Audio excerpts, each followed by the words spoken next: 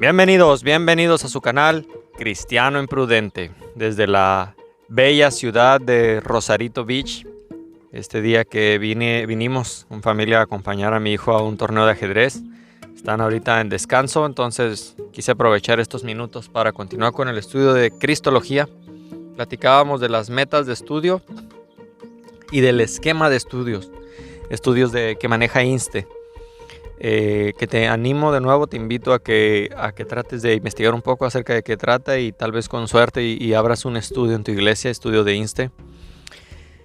Esta asignatura que estamos viendo actualmente como grupo, de manera personal, sobre Cristología, y combina la Cristología con el tratamiento expositivo de los evangelios, algo muy interesante que va a hacer, y va a dar un énfasis a las enseñanzas cristológicas de las epístolas.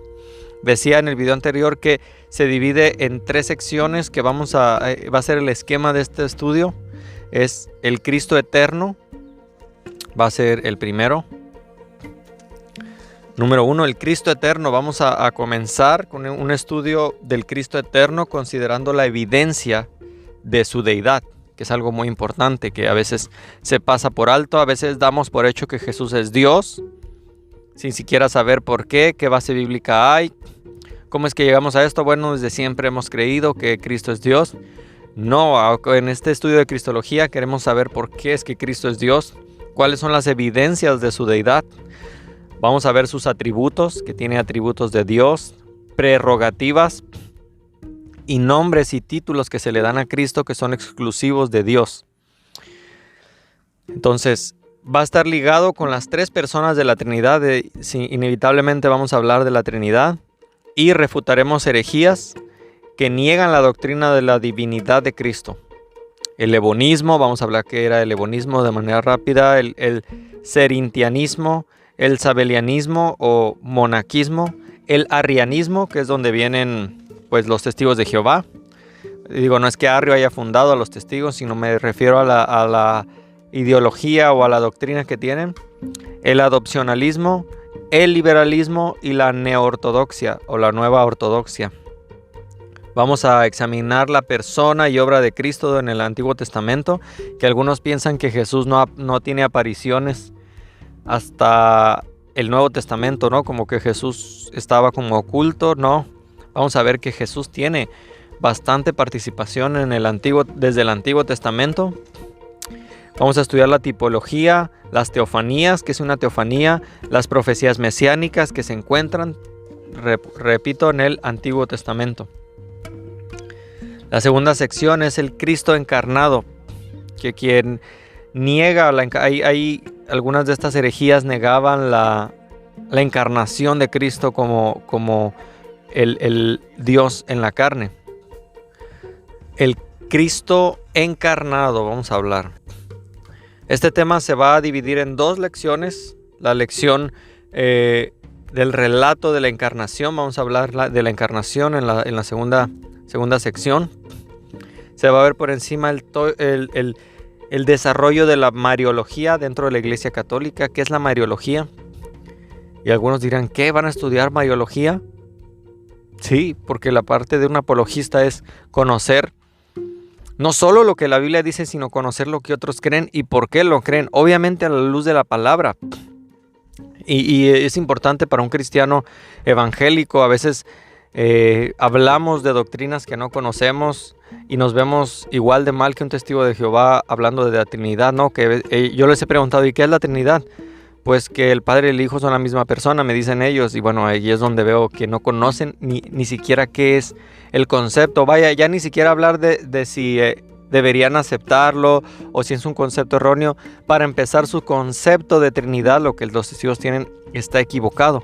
Entonces, si yo voy con un católico y sale el tema de la Mariología, y con un católico instruido que conozca de Mariología y yo empiezo a decir, estoy inventando ahorita esto, es un ejemplo, aclaro, alerta, ¿no? Esto es un ejemplo.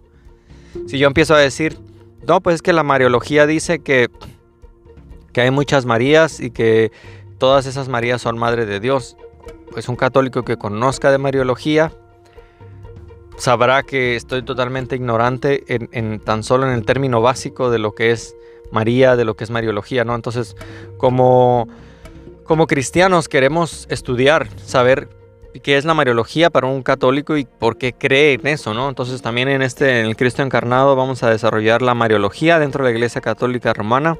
Vamos a examinar la evidencia de la humanidad, si hay evidencia de que Cristo realmente era humano. Elementos como la naturaleza humana, la distinción entre persona y naturaleza, que son dos cosas. A veces se da por hecho que son lo mismo, como cuando escucho a algunas personas decir gracia es lo mismo que misericordia. Es un error. Persona y naturaleza también son dos cosas diferentes. Vamos a tocar la unión hipostática. ¿Qué era la unión hipostática de la naturaleza, la autoconciencia, la voluntad, su vaciamiento en su ministerio terrenal? Queremos en esta sección estudiar herejías respecto a su humanidad, de sus dos naturalezas que Jesús tenía. No dos personas, aclaro, sino dos naturalezas. El docetismo, por ejemplo, que era una de las herejías. El nestorianismo, el apolinarismo, el monofismo y el monotelismo. Va a ser muy superficial porque eso lo tocamos en Historia de la Iglesia. En esa sección vamos a analizar el ministerio de Cristo en Galilea, en Judea, en Perea y Jerusalén. Se va a hacer un énfasis en la pasión y muerte de la resurrección de Jesús y vamos a tratar el tema de la resurrección de manera apologética. Interesante. No hay otro evento histórico sobre el cual descanse el cristianismo con mayor fuerza o con mayor peso que la resurrección de Cristo. De hecho, nadie ha probado hasta ahorita que Jesús no resucitó. Si alguien hubiera probado en el primer siglo que Jesús no resucitó o en los siguientes siglos que siguieron, el cristianismo no sería lo que hoy es. Entonces, así como los testigos de Jehová descansa su fe o su doctrina en que ellos son un movimiento adventista, y no refiero a los adventistas del séptimo día, sino de un advenimiento, o sea, de que Jesús viene, que el Armagedón va a llegar y que pues ellos son proféticos, ¿no? Son una doctrina o religión, no sé cómo llamarlo, profética, que según ellos Dios auguró desde antemano. Si le logras probar a un testigo de Jehová que eso no es verdad, que fallaron y que les están engañando en esas profecías, pues ya tendrías un paso muy, muy, muy certero para poder compartir y sacarlos de ese error. Bien, esto lo estoy diciendo para un ateo. Si un ateo logra demostrar que no hay evidencia, que no hay manera de defender la resurrección, la mayoría del cristianismo hoy no existiría. La cuestión es que vamos a ver precisamente cómo defender y cómo abordar el tema de la resurrección de Cristo, imagínate. Entonces, vamos a estudiar la ascensión, ¿qué es la ascensión de Cristo? Los tres oficios de Cristo. Cristo tenía tres oficios, mirando sobre su obra profética en su ministerio terrenal. Vamos a hablar de la obra de Cristo en la cruz y vamos a hablar de la obra en la redención. También términos teológicos relacionados con este tema de la redención, como la propiciación, la reconciliación, la justificación. ¿Qué son esos términos? Hay que entenderlos para entender bien lo que sucedió o por lo menos tal vez no para entenderlo, no para ser salvo, porque uno puede llegar a ser salvo simplemente entendiendo que somos malas personas, que necesitábamos de un Salvador y que Cristo pagó. Tal vez no necesites entender todos esos términos para eso, pero sí para enseñarlos y hacer apologética. Y la última sección, el Cristo exaltado. En esa lección vamos a ver la obra actual de Cristo en cuanto a su oficio sacerdotal, que Él es nuestro sumo sacerdote. Las 7 figuras que ilustran su obra actual, que Él es el segundo Adán, que Él es la cabeza del cuerpo, que Él es el gran pastor, que Él es la vid verdadera, que Él es la piedra angular, que Él es el sumo sacerdote. Por eso me parece una blasfemia llamar sumo sacerdote o sumo pontífice a Juan Pablo o a Bergoglio, al que esté sentado en esa silla. Y esposo, que también es esposo de la iglesia, Cristo. Vamos a hablar de la obra de Cristo en la iglesia y la redención y la relación, que tiene con el Espíritu Santo. Y la asignatura va a terminar con la gran esperanza de la iglesia, que es la segunda venida de Cristo. Hay burladores hoy en día lamentablemente en el mismo cristianismo, si lo puede decir entre comillas, como personas como Dante Gebel que se burlan de la venida de Cristo. Lamentablemente los cristianos lamentablemente para él, ¿no? Los cristianos verdaderos estamos esperando su venida y estamos anunciando su venida, nos causa gozo. Aunque él llama ratas a los que quieren escapar en el arrebatamiento y que esperan la segunda venida, tendrá que dar cuentas él de eso, pero bueno. Vamos a ver lo que la Biblia dice sobre su obra del porvenir en cuanto a su oficio real y que él es el Rey de Reyes y Señor de Señores. Cristiano imprudente, te animo a que me acompañes en este estudio, que compartas este estudio, porque vamos a responder preguntas como ¿era el Hijo de Dios eterno? ¿O hubo un momento en que Él fue creado, como dicen los testigos de Jehová, muy allá a lo lejos en la eternidad? Si se pudiera medir la eternidad, en algún momento de la eternidad, Dios creó a Jesús, o es que Jesús ha sido eterno, lo cual significa que es Dios. ¿Hubo un tiempo cuando Jesús no existía? Bueno, y entonces si Jesús es eterno, ¿es Dios? Si fuera lo contrario, entonces sería una simple criatura como tú y yo y seríamos idólatras por adorar a Jesús. Velo la gravedad de esto, la gravedad.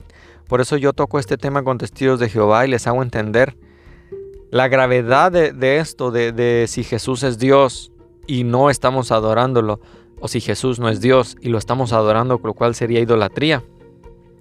La doctrina de Jesucristo es una de las más cruciales. Es la más crucial de nuestra fe. Si tenemos una mala cristología, ten por seguro que tienes una falsa esperanza y una falsa salvación. Todo cristiano debe estar plenamente convencido de la deidad de Cristo y saber el porqué de su fe. Es donde vuelvo al tema de la fe razonable. Debemos saber qué creemos y por qué lo creemos. Esta lección va a proporcionar evidencia bíblica acerca de esa doctrina. Vamos a enfocar nuestra atención también en la preexistencia de Cristo, que Cristo es preexistente. Desde el Antiguo Testamento ya vemos eso. Vamos a examinar también las teofanías, que es una teofanía. La tipología en su relación con la cristología y las profecías mesiánicas también. Habían profecías que ya hablaban de esto, que ya hablaban de esta venida de Jesús. Entonces, cristiano imprudente, estos son 7 objetivos que se tocan en el estudio de Inste de Cristología. Fíjate lo que vas a aprender en este estudio si lo tomas. Distinguir entre la eternidad de Cristo y la preexistencia de Cristo. ¿Qué diferencia hay? Es el punto 1. Objetivo 2.